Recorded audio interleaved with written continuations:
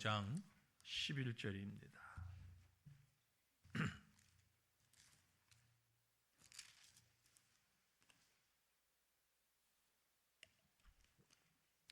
사도행전 5장 11절부터 16절까지 말씀을 한 절씩 저와 여러분이 나누어서 말씀을 읽겠습니다. 사도행전 5장 11절부터 16절입니다. 제가 먼저 11절 봅니다. 온 교회와 이 일을 듣는 사람들이 다 크게 두려워하니라. 사도들의 손을 통하여 민간의 표적과 기사가 많이 일어나매 믿는 사람이 다 마음을 같이하여 솔로몬 행각에 모이고 그 나머지는 감히 그들과 상종하는 사람이 없으나 백성이 칭송하더라. 믿고 주께로 나오는 자가 더 많으니 남녀의 큰 무리더라. 심지어 병든 사람을 메고 거리에 나가 침대와 요 위에 누이고 베드로가 지날 때에 혹 그의 그림자라도 누구에게 덮일까 바라고 예루살렘 부근의 수많은 사람들도 모여 병든 사람과 더러운 귀신에게 괴로움 받는 사람을 데리고 와서 다 나음을 얻으니라. 아멘. 바로 앞에 어떤 말씀이 있었는지 기억하시죠? 아나니아와 삽비라의 이야기가 있었습니다. 단순히 정직하지 못한 사람들 그러다가 죽었어 이렇게 생각만 해서는 안 될 것이 초대교회의 모습을 한번 이렇게 상상해 보시길 바랍니다. 부흥이 일어나고 많은 능력이 나타나고 역사가 나타나는 가운데 성도들이 마음에 감동이 있고 재산을 팔고 자기의 물질을 갖다 바치고 형제보다 가족보다 더 절친한 관계로 만들어지는 가운데 아나니아와 삽비라 부부는 본래 교회 안에서 어떤 위치를 차지했을 것 같습니까? 요즘으로 똑같이 볼 수는 없지만 적어도 아나니아 삽비라 부부는요 함께 교회 안에 중요한 위치를 차지하고 있는 인물 중의 한 사람이었을 것이다. 그렇게 볼 수 있습니다. 난데없이 갑자기 외부에서 툭 들어와가지고 땅 팔아가지고 반 숨기고 반 주고 그래서 죽었다. 이런 간단히 생각할 건 아닙니다. 그죠? 한 교회를 이루고 있고 교회가 웬만한 교회가 아니잖아요. 너무 힘들고 어려운 상황에서 핍박받는 교회잖아요. 핍박받으면 받을수록 끈끈한 정이 더 단단해집니다. 그 가운데 자기 재산을 다 팔 정도니까 이유야 어쨌든 시작의 원인이 어쨌든 자기 재산을 다 팔 정도면 이 부부는 적어도 교회 안에서 상당한 위치를 차지하고 있는 정확하게 오늘날과 같지 않으니까 권사인지 안수집사인지 장로인지 알 수는 없어요. 그런 직분과는 다르니까. 하지만 분명히 중요한 중직 중에 한 사람이었을 것이다. 그런데 그들이 성도들은 다 모르는데 하나님의 성령을 속였어요. 그래서 사도들이 그 사실을 알고 이게 다냐? 그 내어놓는 헌금하는 순간에 아주 중요한 순간이었죠. 속임으로 그 자리에서 바로 목숨을 잃었습니다.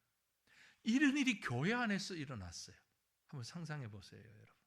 만약에 그 사람들이 저 여행 갔다가 만약에 목숨을 잃었다 해도 교회 안에 상당히 충격일 텐데 지금 교회 안에서 모여서 예배하며 한 사람 한 사람 자기의 헌금을 갖다 바치면서 죽었어요. 이해가 되십니까? 제가 무슨 말을 하는지? 성도들이 모여서 은혜 가운데 찬양하고 기도하고 모임을 가지면서 그것도 중요한 위치에 있는 한 성도의 가정의 부부가 남편과 아내가 이어 성도들이 보는 앞에서 교회 앞에서 목숨을 잃어버렸다 이 말, 죽었다 이 말. 얼마나 교회적으로 충격이 올 수 있습니까? 그 개인은 물론 목숨 잃었으니까 끝이에요. 하지만 교회적으로는 얼마나 큰 혼란이 올 수 있습니까? 휘청거릴 수 있잖아요. 교회가 잘못될 수 있잖아요. 그런데 오히려 그 상황을 겪고 교회는 더 든든하게 세워져 가고 있습니다. 여러분, 때때로 주님의 몸된 교회가 하고 깜짝 놀랄 만큼 위기에 처할 수 있습니다. 어려움에 처할 수 있어요. 과천에도 그런 교회가 있었지만 갑자기 화재가 일어나요. 화재가. 밤중에 전기 누전으로 화재가 났어. 교회적으로 너무너무 힘든 순간이 될 수 있잖아요. 예전에 제가 어린 전도사 때 시골 목회를 하는데 오늘 같은 겨울, 눈이 많이 온 겨울, 예배 시간에 교인들을 태우고 오던 교회 봉고차가 떨어져가지고 논두렁에 몇 바퀴 굴러서 사고가 나버렸어요. 누가 부딪힌 거 아니에요. 길이 미끄러워가지고. 그런데 마침 이 낭떠러지가 있어서 그게 막 굴면서 떨어져 버렸어요. 사람이 죽지는 않았지만 많은 성도들이 다쳤어요. 부상을 입었어요. 자, 이런 일이 생기면 교회가 힘들까요? 은혜롭게 잘 나갈 수 있을까요? 너무너무 힘든 상황이 생길 수 있지요. 때때로 교회 안에 원치 않는 그런 사건, 사고들이 참 많이 있습니다. 어떤 사람이 사기를 쳤다. 어떤 사람이 아주 억울한 일을 당했다. 어떤 사람들이 서로 분쟁이 있었다. 여러 가지 상황이 있어요. 그런데 적어도 이 초대교회는 그런 교회의 심각한 위기를 초래할 만한 사건을 경험하고서 교회가 힘을 잃어버린 것이 아니고 낙오된 것이 아니고 침울하게 빠져버린 것이 아니고 오히려 더 부흥하고 성장했다라는 것입니다. 어떻게? 믿음의 힘으로. 믿음의 사람에게는, 하나님의 사람들에게는, 믿음의 교회에는 여러 가지 문제가 있을 수 있지만 그 문제가 오히려 우리를 막아서는 것이 아니라 더 힘있게 세울 수 있는 능력이 될 수 있다는 것입니다. 에블레에게 길가에 늘어선 많은 것들이 다 문제가 될 수 있어요. 돌멩이도, 나뭇가지도, 조금 깊이 패인 구릉텅이도, 에블레가 지나가는 데는 모두가 문제입니다. 물이 많은 것도 문제고, 막대기도 문제고, 딱딱한 것도 문제고, 너무 질퍽거리는 것도 문제고. 그러나 나비에게는 그 모든 것이 구경거리에 불과합니다. 그런데 여러분 아십니까? 애벌레가 변해서 나비가 되는 것입니다. 우리 삶에 많은 일들이 있습니다. 그 일들은 우리를 막아서는 것이 아니고 우리 인생을 방해하는 것이 아니고 오히려 우리를 세워주는 것입니다. 장 길습이라는 분이 쓴 책 가운데 보면 이런 표현이 있어요. 삶은 풀어야 할 문제가 아니고 경험해야 할 신비로움입니다. 우리 앞에 있는 많은 일들이, 우리 인생을 살아간다는 것은, 삶이라는 게 뭐냐 하면 풀어야 할 문제만 자꾸 다가오는 것 같지만 사실은 그 모든 것은 경험해야 할 신비로운 일들입니다 라는 얘기입니다. 어려움에 빠진 교회가 어떻게 더 크게 성장할 수 있는가? 문제에 빠진 성도가 어떻게 더 하나님 앞에 성숙해 갈 수 있는가? 오늘 말씀에 바로 그 포인트가 있음을 우리는 볼 수 있습니다. 사랑하는 성도들이여, 우리 성도들의 신앙이, 우리 교회가 문제가 없을 수는 없어요. 여러 문제가 다가올 때에 그것 때문에 오히려 성숙해지고 그것 때문에 오히려 우리가 하나님 앞에서 더 성장해가는 그런 은혜가 넘치시기를 주님 이름으로 축원합니다. 예루살렘 교회는, 초대교회는 어떤 모습이었는가? 먼저 생명을 희생하여서라도 진리를 지킨 교회는, 성도는 일어났다 하는 사실입니다. 생명을 희생했다. 아나니아와 삽비라라고 하는 중요한 교회의 멤버가 생명을 잃었지만 그 일이 오히려 진리를 지키는 그 일이 되었고 그 교회는 오히려 큰 힘을 얻게 되었다라는 얘기죠. 11절 말씀을 보니 온 교회와 이 일을 듣는 사람들이, 아나니아와 삽비라가 하는 사건입니다. 이 일을 듣는 사람들이 다 크게 두려워했다. 진리를 사수한 교회, 한순간의 아픔을 딛고 더 큰 힘을 얻어 크게 성장하는 교회가 된 것을 말합니다. 크게 두려워했다. 하나님을 의지하게 되었다, 그 말이에요. 교회 성장, 신앙 성장에서 가장 기본적인 열쇠가 바로 여기에 있다는 것을 말합니다. 지난 앞부분에 말씀드릴 때 얘기를 드렸는데, 우리가 어떻게 해야 믿음이 더 단단해지느냐, 어떤 교회가 부흥하는 교회냐, 어떤 프로그램이나 어떤 전략보다 더 중요한 것은요, 진실을 지키는 거죠. 진리를 지키는 거죠. 아나니아와 삽비라가 죽는 한이 있더라도 교회는 거짓을 뿌리 뽑고 정직함과 진실함을 가장 소중한 가치로 드러낸 사건이 바로 1절부터 10절까지에 있는 아나니아 삽비라 사건입니다. 요즘 우리 현대인들은요, 특별히 현대 기독교인들은 너무나 쉽게 세상과 타협하는 것을 볼 수 있습니다. 진리도 진실도 정의도 세상과 너무 쉽게 타협합니다. 대중과 타협을 합니다. 세상의 여론과 타협을 합니다. 분명한 것은 진리를 지키기 위해서는, 진실을 사수하기 위해서는 출혈이 따르기 마련인데, 때로는 그 진리를 지키기 위하여 상처도 입고 고통도 있고 아프기도 하고 힘들 수 있는데, 그걸 감수해야 하는데 많은 사람들이 그러지 못한다는 거죠. 너무나 쉽게 세상에 끌려갑니다. 너무나 쉽게 세상의 대중들의 선호에, 대중들이 선호하는 그 일에 끌려간다는, 그 다른 말로는 타협하는 거죠.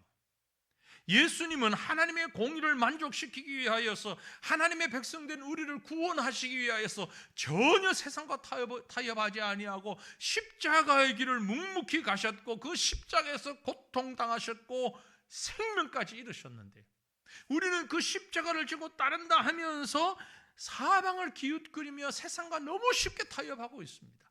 진리를 지키기 위해서 어쩔 때는 정말 아파도, 너무너무 힘들어도, 너무 고통스러워도 진리를 지키기 위해서는 묵묵히 그 길을 가야 함에도 불구하고 포기합니다. 섞여버립니다. 예전에 우리 신앙의 선배들은 그러지 않았잖아요. 일제시대와 또 민족의 전쟁과 독재 정권과 이런 시간들을 지나면서 정말 진리 지키기 위해서, 말씀 지키기 위해서, 하나님 앞에 바로 서기 위해서 얼마나 애를 쓰고 고통당하고 참 생명까지 내어놓았습니까? 일제강점기에 만주의 연길이라는 곳에 종성동이라는 조그마한 동네가 있었답니다. 이름이 종성동이었대요. 왜냐하면 거기에 있는 사람들이 함경북도 종성이라는 곳에서 온 사람들이 많이 모여서 개간한 그런 허벌판을 개간한 마을이었기 때문에 이름을 아예 종성동이라고 했고, 한 100여 명의 주민들이 살고 있었는데 그곳에 교회가 하나 있었대요. 침례교회였는데, 물론 그 함경도에서 온 사람들, 이분들이 모여서 있는 교회였습니다. 그런데 1939년 11월 어느 날 일본 군인들이 그 마을을 습격하고 교인과 동네 사람들을 한 예배당으로 다 몰아넣고, 한 사람 한 100여 명밖에 안 되니까, 자, 예수 안 믿는 사람 왼쪽에, 예수 믿는 사람 오른쪽, 이렇게 한 명 한 명 나오면서 갈라서라. 그래서 예수 안 믿는 사람들은 다 풀어줄 거고, 예수 믿는 사람들은 다 예배당 안에 넣고 함께 불 지를 것이다. 그랬대요. 그러니까 한 명 한 명 나오는데 그 중에 한 부인이 나는 죽어도 예수 믿는다 그러면서 오른쪽으로 탁 서는 거예요. 그러니까 너도 나도 100여 명 되는 마을 동네 사람 가운데 한 60명이 나는 예수 믿는다, 나는 예수님 안 믿을 수 없다고 다 한 60여 명이 한쪽에 서서 우리를 죽여라 그러는 거예요. 그 이제 이 군인들이 너무 많으니까 그 순간 사탄 마귀가 그 군인의 마음속에 들어갔겠죠. 당시 그 교회의 담임 목사가 김영진 목사, 역사적인 사실이니까 김영진 목사님이라는 분이 심호를 하고 있었는데 그 목사님을 끌어내어 가지고 교인들이 보는 앞에서 옷을 발가벗겼어. 완전히 실오라기 하나 걸치지 않은 빨가벗은 몸으로 쇠사슬을 이렇게 묶어가지고 발목에서부터 껍질을 벗겨나가는 거죠. 너무너무 아파 피를 흘리면서 그 교인들이 보는 앞에서 수치고 뭐가 할 것 없이 그렇게 피를 철철 흘리는 목사님을 칼에다가 목을 대고서 목에다 칼을 대고서 아니 너 이래도 예수 믿겠느냐? 이래도 예수 믿을래? 그랬더니 김영진 목사님이 나는 예수 믿습니다. 나는 예수 믿습니다. 너무 힘들고 보니까 예수 그러다가 군인들이 독이 올라가지고 막 몸을 이곳저곳 자르고 베고 그 자리에서 사람들이 보는 앞에서 엎드려 생명을 잃어버렸다 그래요. 그랬더니 그곳에 동네 사람들이 전부 엎드려가지고 주님을 부르면서 큰 소리로 기도하는 역사가 나타났다는 거예요. 결국 군인들이 다른 사람을 죽이지 못하고 목사님 한 분만 그렇게 살해를 한 다음에 물러갔다는 겁니다. 그 교회 후임으로 한기춘 목사님이라는 분이 부임을 해가지고 그 교인들로부터 이 사실을 듣고 다 적어서 후대에 남긴 것입니다. 한국 교회는 이런 교회가 이런 지역이 수없이 많이 있었어요. 그래서 이런 교회가 순교의 피를 먹고 성장했습니다. 그 어느 때보다도 우리나라의 교회가 힘있게 성장한 것이 일제시대의 핍박이었어요. 공산당에 의한 그 고난의 시간이었어요. 못 먹고 못 입고 헐벗었을 때 교회가 힘있게 세워졌던 것을 우리가 봅니다. 교회 앞에 부딪힌 골짜기와 돌멩이와 늪지대와 같은 정말 애벌레가 지나가기 어려운 그런 지역이었지만 그러나 하나님께서 은혜를 더하셔서 교회가 나비처럼 그 모든 것들을 다 강화하며 그 위를 넘어서 성장할 수 있었던 것입니다. 우리 선배들은 그렇게 교회를 지키고 신앙을 지켜왔는데 우리는 너무 쉽게 포기하는 우리 신앙을 너무 쉽게 세상과 타협하는 거죠. 초대교회는요 생명을 내어 바치면서 진리를 지켰습니다. 양보하지 않았습니다. 사랑하는 성도들이요, 어떻게 해야 우리 신앙이 성장할 수 있습니까? 어떻게 해야 내가 하나님께 더 가까이 나갈 수 있습니까? 가장 기본적인 답은 여기 있습니다. 세상과 타협하지 마십시오. 진리를 지키기 위해서, 믿음 지키기 위해서 타협하지 마십시다. 양보하지 맙시다. 때로는 우직하게, 때로는 바보스럽게 하나님의 말씀 그대로를 붙잡고 나아갈 수 있는 초대교회와 같은, 한국교회의 초기의 한국교회와 같은 그런 힘과 능력과 은혜가 우리에게 함께 있기를 간절히 소망합니다. 또한 오늘 이 초대교회 예루살렘 교회를 보니까 마음을 같이 했어요. 마음을 같이 하는 교회는 부흥하게 되어 있습니다. 우리 잘 아는 것처럼 12절 말씀이 뭐라고 했어요? 사도들의 손을 통하여 민간에 표적과 기사가 많이 일어나매 믿는 사람들이 다 마음을 같이 하여 솔로몬 행각에 모였다. 표적과 기사가 일어날 때 믿는 사람들이 자기가 본 표적, 자기가 본 이적 거기에 빠져 있는 것이 아니라 마음을 다 하나가 되어서 솔로몬 행각에 모였다. 그래서 예배하고 말씀 나눴다는 얘기예요. 일치된 성도들의 모습이 나타나는 겁니다. 복음 전도와 사랑의 표적과 교회의 하나됨이 삼박자가 되어서 하나의 은혜가 그곳에서 일어나고 있는 것입니다. 마음이 하나가 되면 진리와 내 생각이 하나가 되면 그 신앙은 성장하게 되는 겁니다. 우리는 예수님의 말씀과 예수님의 마음과 우리의 마음이 하나가 돼야 돼요. 그러면 나와 또 다른 사람이 하나가 되는데 아무 문제가 없습니다. 왜 이 사람하고는 이렇게 마음이 안 맞습니까? 아니 교회 안에 성도 몇 해도 왔는데 왜 이렇게 마음이 안 맞습니까? 라고 생각된다면 문제는 내가 예수님과 마음이 다르기 때문이에요. 인간적이고 세상적인 마음이, 내가 예수님과 마음이 같고 이분이 예수님과 마음이 같고 저분이 예수님과 마음이 같으면 우리는 자연적으로 하나가 되는 거예요. 이 교회가 하나 되는 데는 예수 그리스도가 중심에 있어야 되는 거예요. 진리가 가운데 있고 진리와 마음이 합해지면 우리가 다 하나가 되는 거예요. 그래서 모이게 되고 그래서 복음을 증거하게 되는 것입니다. 여러분, 우리가 하나님 앞에서 우리 자신들을 말씀에 빗대어서 좀 더 진실하게, 더 가까이 주님과 동행하는 그런 모습을 가졌으면 좋겠습니다.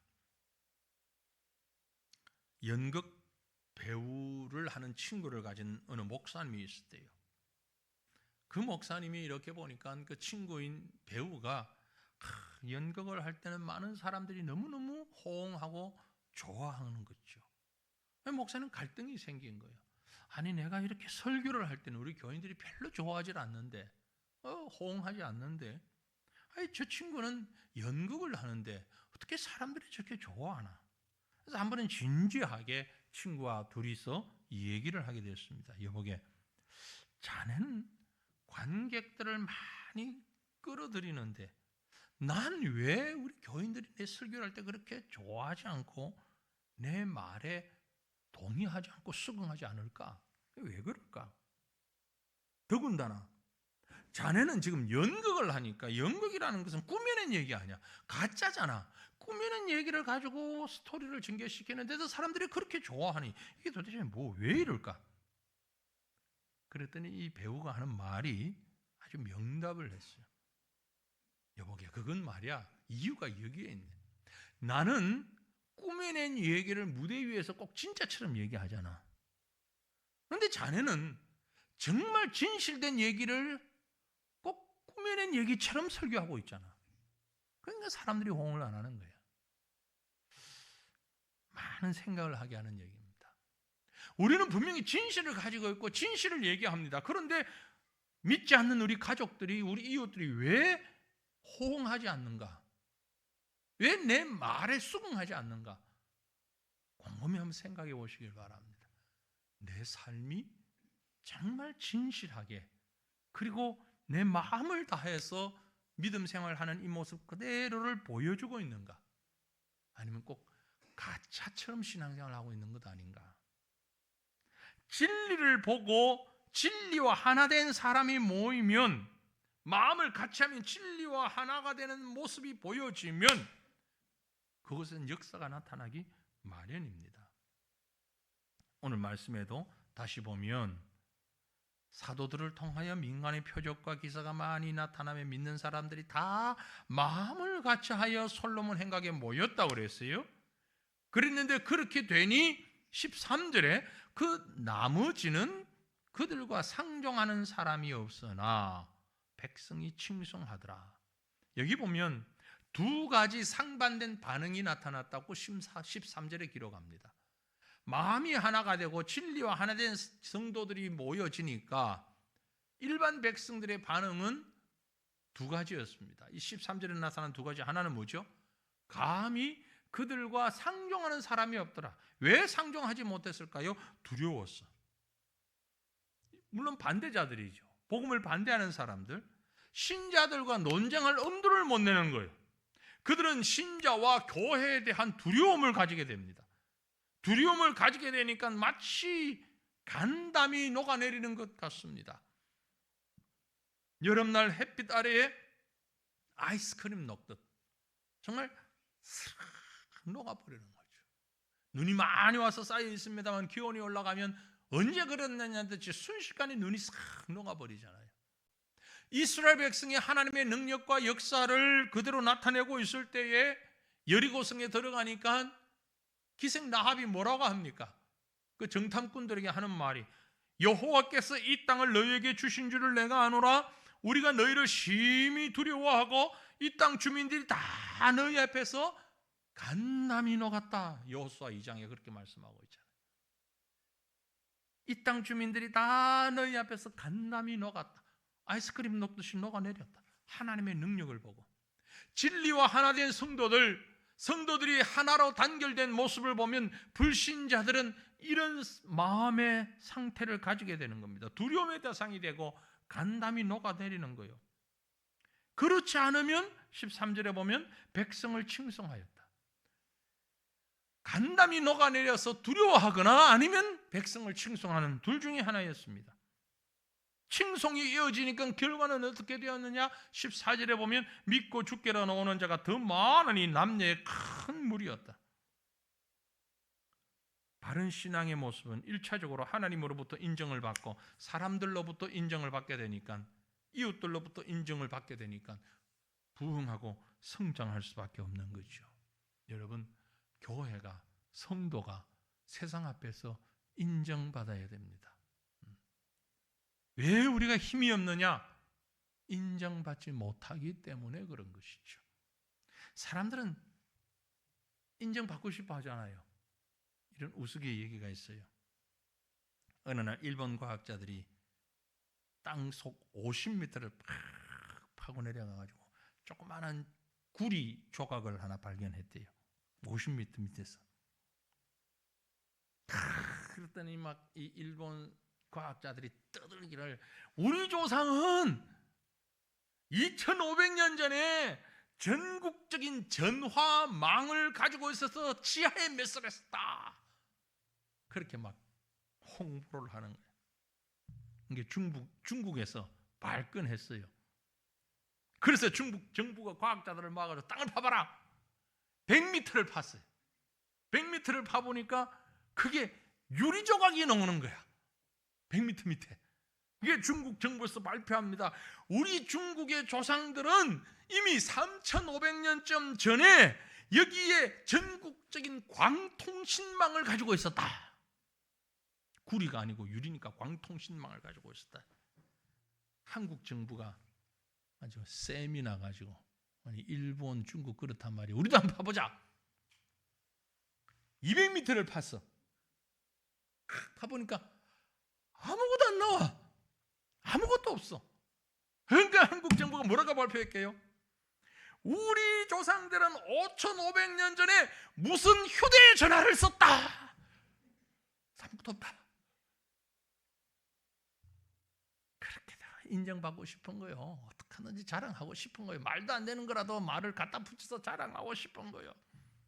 근데 여러분, 하나님 앞에 인정받아야 됩니다.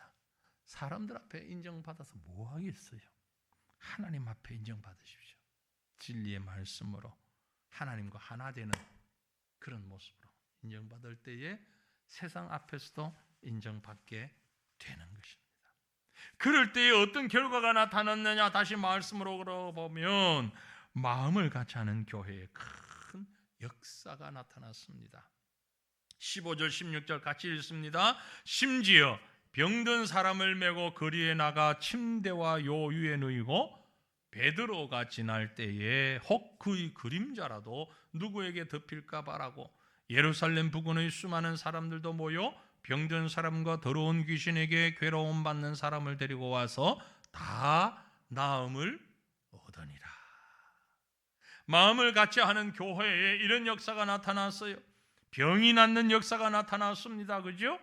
침대에 누이고 어디 바닥에 누이고 했는데 그림자만 지나가도, 그림자만 덮이면 병이 낫는 역사. 이건 베드로의 능력이 분명히 아닙니다. 성령의 능력입니다. 좀 미신처럼 보이잖아요. 그죠? 근데 사실 여기서 얘기하려고 하는 것은 미신의 문제가 아니고 믿음의 문제를 말하는 겁니다. 예수님의 옷자락을 만질 때에 혈유병이 나은 여인과 같은 믿음의 모습이에요. 혹이라도 하나님의 일꾼들이 그림자라도 덮이면 나을 것이다. 그런 믿음이에요. 여기 말씀을 잘 보면 베드로가 지날 때 혹 그 그림자라도 네게 덮일까 바라고, 이 덮일까라는 말은요, 에피스키아세라는 말인데 그 말은 복음서에 보면 같은 헬라어에 하나님의 임재가 나타날 때 쓰는 표현이에요. 그러니까 사람들은 그림자가 덮인다라고 봐야지만 실상은 하나님의 임재, 성령의 임재가 그곳에 있을 때에 이런 역사가 나타났다는 것을 말하고 있는 거예요. 진리와 하나가 되고 진리와 하나가 된 성도들의 마음이 하나가 될 때에 그 교회와 일꾼들을 통해서 하나님의 성령이 덮게 되고 놀라운 역사가 나타나게 되었다는 겁니다. 뿐만이 아닙니다. 이어서 귀신이 쫓겨가는 역사가 나타났다. 귀신에게 괴로움을 당하던 사람들이 나음을 얻습니다. 어찌 보면 큰 문제가 생길 수 있는 아나니아와 삽비라의 죽음 사건이 오히려 귀신에게 붙잡힌 그들을 해방시키는 결과를 가지고 오게 된 겁니다. 사탄 마귀의 손에 붙잡혀 있으면요 진정한 자유함을 누릴 수가 없어요. 오늘날 왜 많은 성도들이, 교회들이 세상에 인정받지 못하고 그래서 쉽게 세상과 타협하고 그래서 하나님의 교회가 점점 힘을 잃어가는 이유가 뭔가? 사탄 마귀로부터 자유롭지 못하기 때문에 그래요. 질서가 없기 때문에 그래요. 참된 자유는 마귀의 손에 붙잡혀 있을 때가 아니라 내 마음대로 행할 때가 아니라 진리를 꼭 붙잡고 있을 때. 그래서 성경이 뭐라고 합니까? 진리가 너희를 자유케 하리라. 진리가 너희를 자유케 하리라. 제가 다니던 고등학교가요 부산의 영도라는 곳에 있는 학교였어요. 근데 영도가 원래 섬이거든요. 지금은 다리로 다 연결되어 있지만, 근데 제가 다니던 학교가 바로 바닷가에 있는 학교였어요. 그래서 제가 입학을 했더니 바로 전해에 있었던 일을 선생님이고 선배들이고 뭐 다 얘기하고, 우리도 이미 그 뉴스를 통해서 들었던 얘기를 직접 그 학교에 가서 제가 공부를 하면서도 보고 왔는데, 어떤 일이 있었는가 하니까요, 바로 입학 한 해 전에 학교에서 어떤 일이 있었는가 하니까 바닷가에 있는 학교인데 학교 운동장 끄트머리가 2차선 차도 도로가 있고 바로 그 저쪽 편이 바다예요. 꽤 바위도 좀 있고 물결이 철렁거리는. 그래서 실질적으로 옛날에는 운동장에서 조회를 하잖아요. 뭐 월요일 아침에 이런 때 조회한다고 줄을 서 있으면 바람이 많이 부는 날은 파도가 쳐서 그 파도가 이렇게 날아올 정도로 그렇게 가까웠어요. 그런데 그곳에서 무슨 일이 있었는가 하니까 남자 고등학생들이니까 쉬는 시간이나 점심시간에 운동을 많이 할 거 아니에요. 막 축구를 한단 말이에요. 축구를 하다간 공이 어디 한 군데만 갑니까? 이래저래 찾아보면 바다 있는 쪽으로도 갈 것 아니에요. 그 공이 그쪽으로 넘어가가지고 도로를 넘어 바다에 빠진 거예요. 그러니까 학생들이 운동하다가 뭐 물불 안 가리잖아요. 공이 빠지니까 막 뛰어가지고 물속에 들어가서 공을 건졌는데 몇 번 그렇게 했겠죠. 그런데 그날 우연히 이 친구가 막 땀을 많이 흘린 상태에서 갑자기 물에 들어가서 공을 건지다가 심장마비를 일으켜서 그 자리에서 즉사를 해버린 거예요. 학생 하나가. 그러고 나니까 이제 학생들이 데모를 한 거예요. 공립학교니까 시교육청 앞에 가가지고선 연좌 농성을 한 거예요. 요즘으로 말하면 뭐라고 얘기했어요? 우리 학교에도 벽을 세워달라. 담벼락 세워달라. 벽이 없으니까 공 차다가 순식간에 넘어가가지고 바다에 빠지고 이런 사고가 났으니까 왜 학교에 벽을 만들어주지 않느냐고 담벼락을 세워달라고 막 데모를 한 거예요. 그래서 결국 이제 시교육청에서 크게 아주 그 긴 거리를 학교를 이렇게 막는 담벼락을 세운 거예요. 그 이후부터는 그런 사망사고가 안 났어요. 공 차면 담에 맞고 튀어 들어오니까. 제가 무슨 얘기를 하려고 하는 거예요? 일반적으로 담을 쌓는다는 것은 우리를 갑갑하게 만들어요. 어른들 같으면 그 담을 왜 쌓는, 있는 것도 헐어버릴 것 같은 시원하게 바다 보이게. 응? 그런데 담을 쌓아서 우리를 막는 것이 아니라 담을 쌓아놓으니까 편안하게 운동할 수 있더라. 안심하고 운동할 수 있더라. 자유롭게 놀 수 있더라. 담을 쌓아놓지 않으니까 위험성 때문에 마음껏 그래서 뛰어놀지를 못하겠더라. 우리가 진리 안에 있으면 불편한 것이 아니고 오히려 자유로운 거예요. 편안한 거예요. 우리가 예수 안에, 복음 안에 있을 때 진정한 자유가 있는 것입니다. 불신자들은 이것을 바깥에서 보고 왜 답답하게 교회를 다녀가지고 왜 답답하게 신앙생활 하는 것 때문에 이것도 못하고 저것도 못하고 우리 봐라 밖에서 얼마나 자유롭게 사냐. 그런데 실상은 그 바깥이 자유로운 것이 아니라 진리 안에 있는 것이 훨씬 자유롭고 평안하다는 거예요. 그때 힘을 낼 수 있는 거예요. 교회가 어떨 때 힘을 얻을 수 있느냐 하면 세상에 어울려 있을 때 자유 가운데서 힘이 있는 것이 아닙니다. 세상과 분리할 것을 분리해서 우리는 진리를 지킬 때에, 예수 그리스도 안에 있을 때에 참 자유가 그 안에 있는 것이에요. 참 기쁨이 있는 것이. 그때 성도의 신앙은 더 단단해질 수 있는 겁니다. 여러분 가만히 보십시오. 정말 말씀 안에서, 성령 안에서 사는 사람의 믿음이 힘이 있는지, 아주 자유롭게 세상과 타협하면서 세상 속에 어울려 사는 사람이 힘이 있는지, 어떤 교회가 더 힘이 있는지, 젊은이들이 이렇게 한다, 세상 사람들이 이렇게 한다, 자유롭게 교리적으로 신학적으로 개방해 있는 교회가 힘이 있는지, 아니면 말씀 붙잡고 말씀 안에서 우리가 세상이 뭐라고 하더라도 이 말씀 안에 있는 교회, 이 교회가 힘이 있는지. 사도행전 5장에 나와 있는 교회는 사람의 생명을 희생하면서까지 진리를 지켰습니다. 진실을 지켰습니다. 거짓이라고는 흉내조차 내지 말자고 배격했습니다. 그랬더니 그 교회가 힘이 있고 많은 사람들이 교회를 두려워하면서 칭송하며 교회로 몰려들고 놀라운 부흥의 역사가 일어날 수 있고 사탄 마귀는 쫓겨가는 그런 일들이 나타났던 것입니다. 우리의 믿음이, 우리가 세우고 우리가 함께 헌신하는 교회가 바로 이렇게 힘 있는 교회가 되기를 원합니다. 진리 안에서 자유롭고 힘 있는 교회, 평안하고 안전한 교회, 그런 신앙생활이 저와 여러분의 삶이 되기를 간절히 바랍니다. 사랑하는 성도들이여, 우리 개인의 영적 능력과 힘이, 또 교회의 능력과 힘이 이렇게 진리를 지키며 성령의 능력 안에서 날마다 새롭게 일어나는 부흥의 역사로 나타나는 그런 교회, 그런 성도 되시기를 우리 주님의 이름으로 축원합니다. 우리 함께 기도하기를 원합니다.